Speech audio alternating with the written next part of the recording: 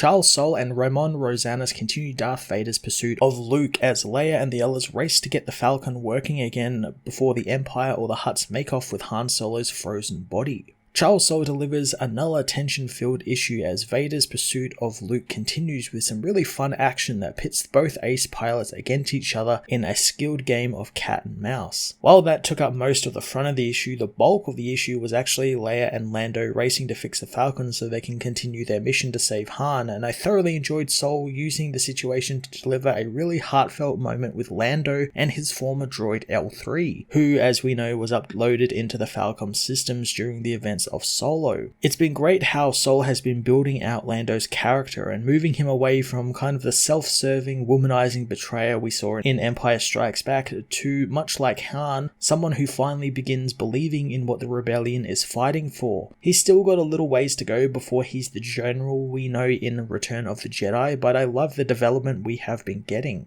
Ramon Rosanas again gives us some excellent dogfighting action with some really clever action sequences, like using Vader chasing Luke like a shark for a minute there and popping up out of the water to grab his prey. I thought that was quite unique and something you don't really see with Star Wars, their ships going underwater, which is quite cool. I really enjoyed also the way he built up tension in the pages of Lando getting to work on fixing the Falcon, and how the word bubbles and the lighting have this sort of ticking clock element since the systems are going to blow out and they could kill Lando if he doesn't fix it in time, so he's kind of against the gun there for a minute, and it was really great to actually get to feel that tension in the page. Star Wars issue 17 was another tension-fueled, action-packed issue that continued Luke's cat-and-mouse game with Vader, while also giving us some more fantastic Lando-centric character development Charles Soule has been doing since the very first issue of the series. I'm going to give this issue a 9 out of 10.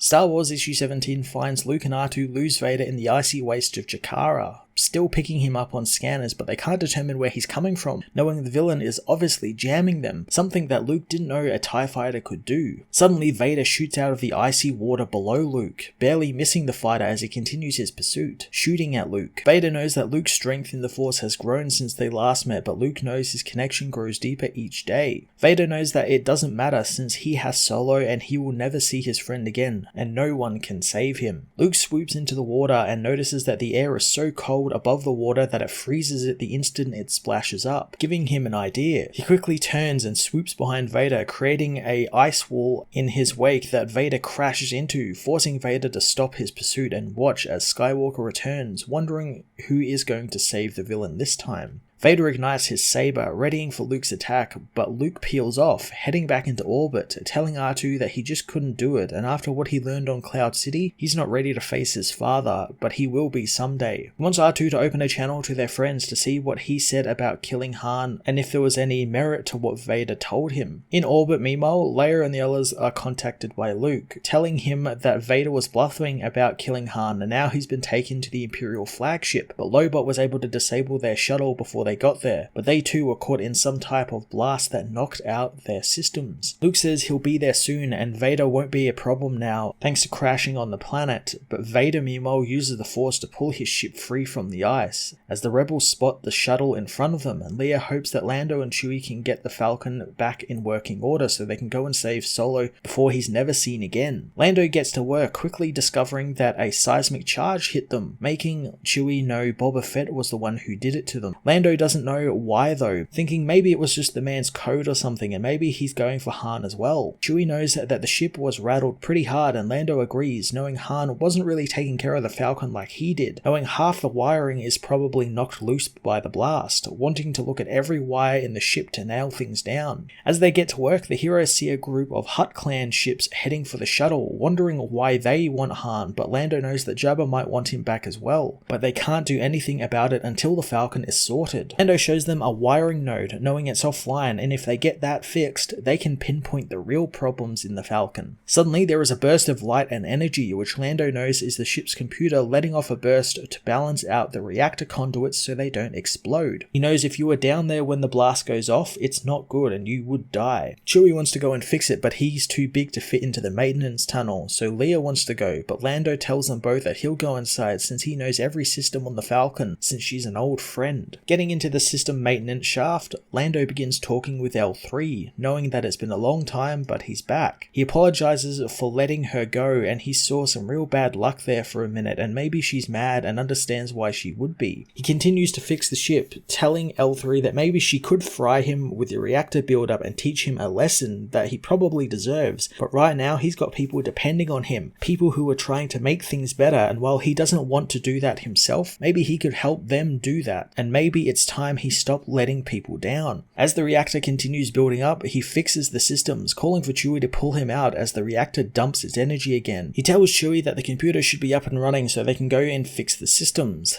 Leia tells him to get the engines fixed and then the weapons, rushing off to help the Wookiee as Lando takes a moment, quietly thanking L3 for helping him. Leia and the others get to work fixing the systems as Leia knows that they need Luke to get to that shuttle. Luke knows that he can try and scare off some of the Hutt clan members and buy them some time as he finds Vader has returned, back to pursuing him as he tells Leia that Vader is back and this isn't over with him, so he's going to be no help. Leia comes to see Lando, telling him that Chewie thinks that she'll just be getting in the way and he's faster by himself. Lando knows the Wookiee is probably right since Chewie is one of the best mechanics he's ever met. Leia tries to thank Lando for what he did, but Lando knows that she is surprised since Lando Calrissian's a coward or he can't be trusted. He knows that he's not interested in throwing away his life for nothing, but when it comes to something he cares about, or someone he cares about, he is as brave as they come. Leia explains that that's exactly what the rebellion is, people just finding the strength they never knew they had to save the things they love. She knows that it's the biggest gamble of them all as the lights come back on. Lando heads up to the cockpit, telling Leia to head to the guns, since after all, it's like Leia said, they are Han Solo's only hope.